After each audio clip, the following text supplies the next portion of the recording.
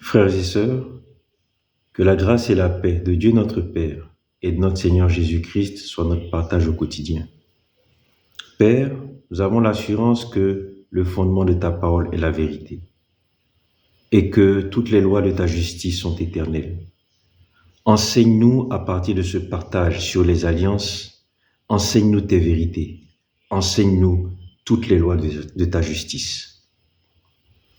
Nous continuons donc notre partage sur les alliances. Notre Dieu est un Dieu d'alliance. Au travers des âges, il en a établi 3. Une avec Noé, une avec Adam et l'alliance perpétuelle en Jésus-Christ. Nous allons partager aujourd'hui sur le contexte de ces alliances. Il est important, très important de comprendre le contexte des alliances. La compréhension du contexte des alliances va révolutionner notre vie spirituelle et notre relation à notre Dieu. Commençons par l'alliance post-diluvienne en Noé. Pour cela, nous allons lire 3 passages, dans Genèse 5, dans Genèse 6 et dans Genèse 7. Genèse 5, les versets 1 à 3.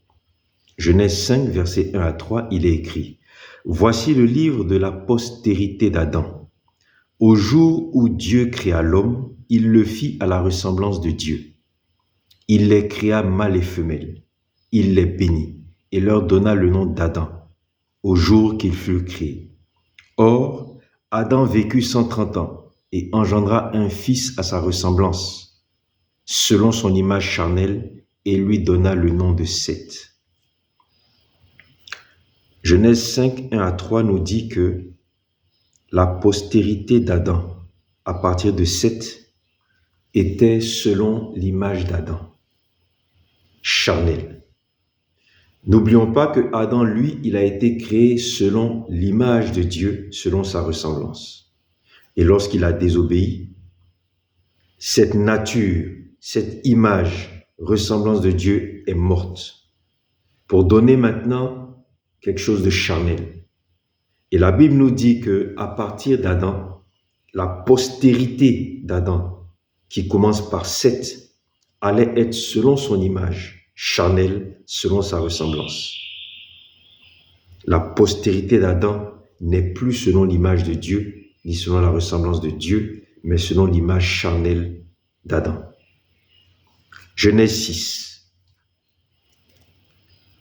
Lorsque les hommes eurent commencé à être nombreux, c'est-à-dire à être féconds et à se multiplier sur la surface de la terre, et qu'il leur fut né des filles, Yahweh dit: « Mon esprit ne demeurera pas toujours dans l'homme, car l'homme n'est que chair, et ses jours seront de 120 ans. » Yahweh vit que la méchanceté des hommes était grande sur la terre et que toutes les pensées de leur cœur se portaient chaque jour uniquement vers le mal.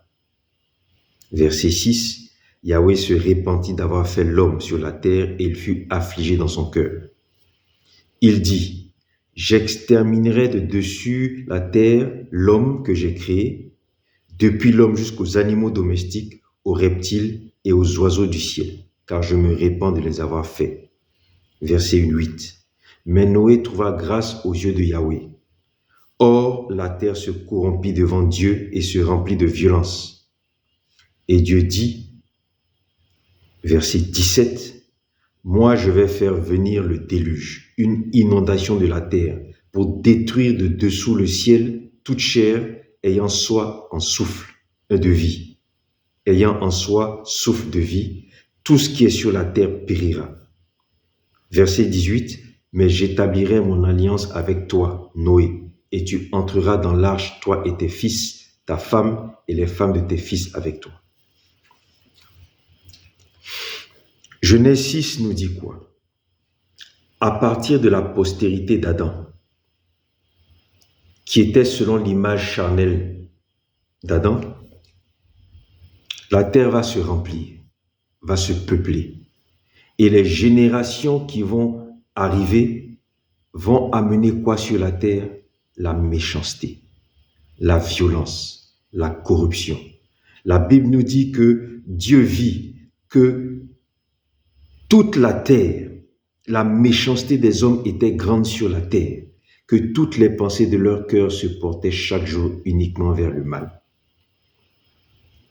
La terre va se remplir de violence, depuis Adam jusqu'à Noé. Noé qui est un homme qui trouva grâce aux yeux de Yahweh. Et lorsque nous lisons la Bible, nous voyons que depuis Seth jusqu'à Noé, il y a 9 générations qui ont couvert à peu près une période de 1056 ans. Sur 9 générations, sur plus de 1000 ans, Dieu va observer les images et les ressemblances d'Adam. Les images et les ressemblances d'Adam, charnelles, se multiplier et instaurer sur la terre la violence, la corruption, la méchanceté. Dieu ne va sortir de son silence que lorsqu'il va rencontrer, comme nous le dit Genèse 7, verset 1, Noé, qui était un homme juste devant lui, Dieu, au milieu de cette génération. Dieu va sortir de son silence de plus de 1000 ans lorsqu'il va rencontrer Noé, l'homme juste devant sa face à lui, Dieu, l'homme qui a trouvé grâce à ses yeux. Et Dieu va alors dire 3 choses. Dieu va d'abord prononcer un jugement sur cette génération méchante. Dieu dit dans Genèse 6 au verset 3, « Mon esprit ne demeurera pas toujours dans l'homme, car l'homme n'est que chair et ses jours seront de 120 ans. » Ensuite, quand Dieu sort de son silence, en plus du jugement, il va annoncer un châtiment.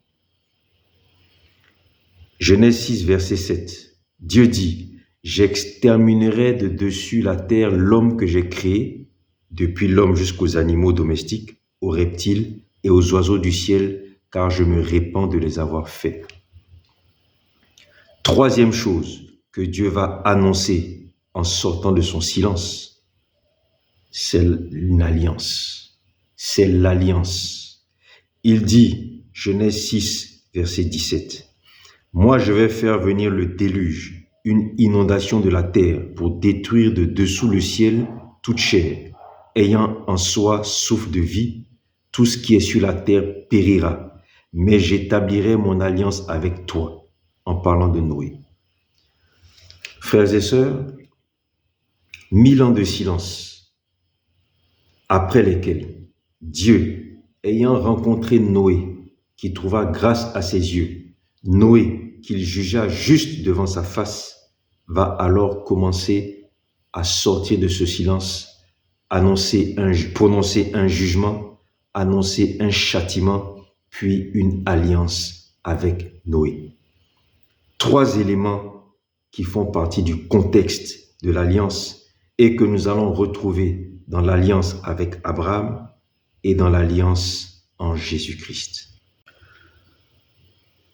Que nous disent les Écritures en ce qui concerne l'alliance avec Abraham? Tout d'abord, de Noé à Abraham, que s'est-il passé? Lisons d'abord Genèse 10, 32. Genèse 10, 32. Il est écrit, « Telles sont les familles des fils de Noé, selon leur génération, dans leur nation. Et c'est d'eux que sont sorties les nations de la terre après le déluge. » Nous comprenons donc que après le déluge, c'est à partir de la génération des fils de Noé que la terre va se peupler à nouveau, ce qui est logique. Mais force est de constater, lorsque nous lisons la parole, que de Noé à Abraham, soit sur près de 10 générations, c'est ce que les Écritures nous montrent, que de Noé à Abraham, sur près de 10 générations, Dieu ne s'est pas beaucoup manifesté. Dieu n'a pas été très présent au milieu des hommes. Dieu est évoqué une fois dans Genèse 10, verset 9, lorsqu'on parle de Nimrod qui était un chasseur vaillant devant Dieu. Dieu va se manifester dans Genèse 11, lorsqu'il s'agira de la tour de Babel, où Dieu va disperser les hommes et les diviser par le langage. En dehors de ça, il n'y a pas d'autre mention de la présence de Dieu au milieu des générations qui vont se succéder depuis Noé jusqu'à Abraham. On peut lire même Josué 24. Josué 24, les versets 2 et 3. Josué 24, versets 2 et 3. Josué dit à tout le peuple, « Ainsi a dit l'Éternel, le Dieu d'Israël. Vos pères, Taré, père d'Abraham et père de Nacor, habitaient anciennement au-delà du fleuve et servaient d'autres dieux. Mais j'ai pris votre père Abraham de l'autre côté du fleuve et je le fis aller par tout le pays de Canaan et je multipliai sa postérité. » Lorsqu'on lit Josué, on se rend compte que non seulement Dieu n'était pas très présent au milieu des hommes, mais il y avait beaucoup d'autres dieux. Taré, le père d'Abraham lui-même et de Nacor, ainsi que les pères d'Israël, servaient d'autres dieux. Donc, de Noé, à partir donc de la génération de Sem, Cam et Japheth, les fils de Noé, jusqu'à Abraham, Dieu ne sera pas très présent au milieu de son peuple. Il va rentrer là encore dans une espèce de silence, pour ne sortir de ce silence que lorsqu'il va rencontrer Abraham. 10 générations, près de 300 ou 400 années où Dieu ne va pas se manifester au milieu des hommes. Et lorsque Dieu va rencontrer Abraham, qui va le faire sortir de son territoire, qui va le prendre de l'autre côté du fleuve, comme il l'a dit, qu'est-ce que Dieu va dire? Genèse 15. Lisons Genèse 15, à partir du verset 1. Après ces événements, la parole de Yahweh fut adressée à Abraham en vision. Ne crains point, Abraham, je suis ton bouclier, ta récompense sera très grande. Verset 6, nous sommes dans Genèse 15, verset 6. Abraham eut foi à Yahweh, et Yahweh le lui imputa à justice. Verset 13, Yahweh dit à Abraham, « Sache que tes descendants seront étrangers dans un pays qui ne sera pas à eux. Ils y seront en servitude, et on les opprimera pendant 400 ans. Mais je jugerai la nation à laquelle ils auront été asservis, et ensuite ils sortiront avec de grands biens. Toi, tu t'en iras en paix vers tes pères. Tu seras mis en terre dans une heureuse vieillesse. À la 4e génération, ils, en parlant de la postérité d'Abraham, ils reviendront ici. Car jusqu'à présent, l'iniquité des Amoréens n'est pas à son comble. En ce jour-là, Yahweh fit alliance avec Abraham en disant, « Je donne à ta postérité ce pays, depuis le fleuve d'Égypte jusqu'au grand fleuve, au fleuve de l'Euphrate, le pays des Sinéens, des Sénésiens, etc., etc. » Lorsque nous lisons Genèse 15, Dieu qui a fait sortir Abraham, qui a pris Abraham de l'autre côté du fleuve, s'adresse à lui. Et on constate que Dieu va annoncer un jugement, prononcer un châtiment et parler d'une alliance. Lisons. Genèse 15, verset 13. Sache bien, donc Yahweh dit à Abraham, sache bien que tes descendants seront étrangers dans un pays qui ne sera pas à eux. Ils y seront en servitude et on les opprimera pendant 400 ans. Mais je jugerai la nation à laquelle ils auront été asservis et ensuite ils sortiront avec de grands biens. Jugement prononcé sur la nation qui va asservir la postérité d'Abraham. Genèse 15, verset 16. À la 4e génération, ils reviendront ici, car jusqu'à présent, l'iniquité de l'Amoréen n'est pas à son comble. Ce que Dieu dit là nous sera révélé plus tard. Ce que Dieu dit là, c'est que la génération qui sortira de la servitude, la génération qui va sortir de l'esclavage, reviendra sur cette terre dont Dieu parle et qu'il dit qu'il la donne à Abraham. Et il dit lorsque vous reviendrez à la 4e génération, parce que pour l'instant,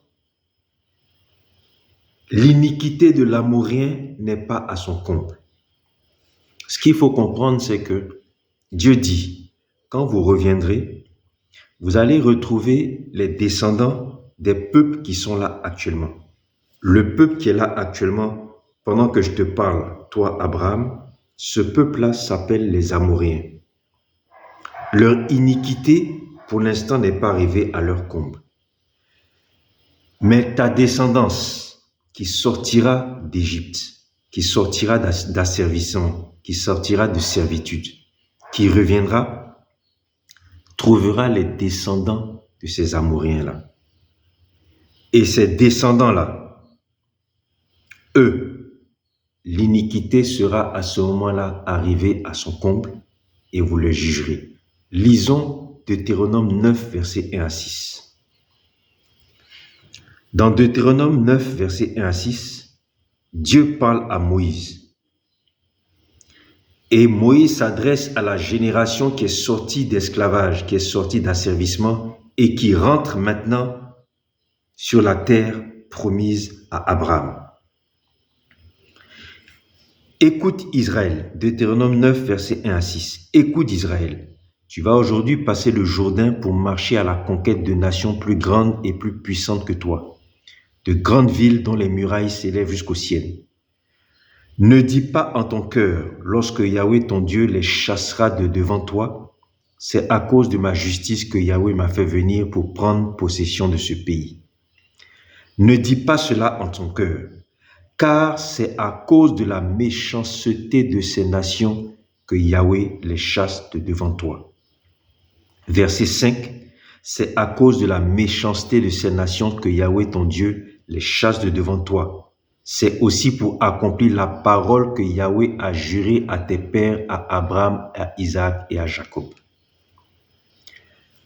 Donc lorsque Dieu parle à Abraham, dans Genèse 15 au verset 16, il dit à la 4e génération, ta descendance reviendra ici, car jusqu'à présent, l'iniquité de l'Amorien n'est pas à son comble. Donc Dieu annonce ce qui va se passer des siècles après. Il dit, ta descendance reviendra ici, pour trouver la descendance des Amoréens. Au moment où je te parle, l'iniquité de l'Amorien n'est pas arrivée à son comble. Mais lorsque ta descendance reviendra, elle va rencontrer les descendants des Amoréens d'aujourd'hui. Et ce sont ces descendants-là que je chasserai, comme il est dit dans Deutéronome 9. Et Dieu, lorsqu'il parle à Abraham dans Genèse 15, il cite ces descendants-là. Il parle du pays des Sinéens, des Sénézéens, des Cadmonéens, des Héthéens, des Phéréziens, etc., etc., etc. Il s'agit donc là d'un deuxième jugement et d'un châtiment que Dieu annonce pour les générations futures auxquelles seront confrontés les descendants d'Abraham. Enfin, Genèse 15, verset 18, il est écrit, en ce jour-là, Yahweh fit alliance avec Abraham en disant, je donne à ta postérité ce pays. Nous voyons donc que l'annonce de l'alliance en Abraham, qui est faite des générations avant qu'elle ait eu lieu, l'annonce de l'alliance en Abraham, qui a été faite des siècles avant qu'elle ait effectivement lieu.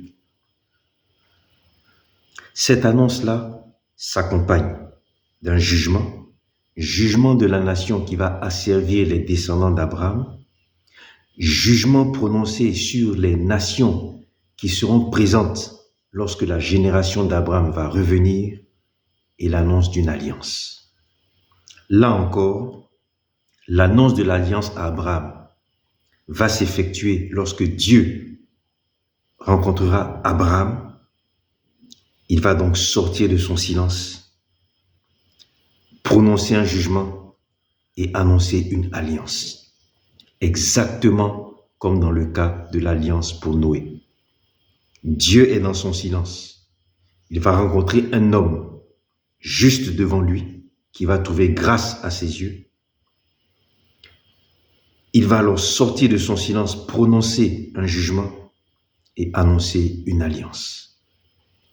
Nous allons voir maintenant la teneur de ce jugement et l'importance de cette alliance. Que la grâce et la paix de Dieu notre Père et de notre Seigneur Jésus-Christ soient notre partage au quotidien.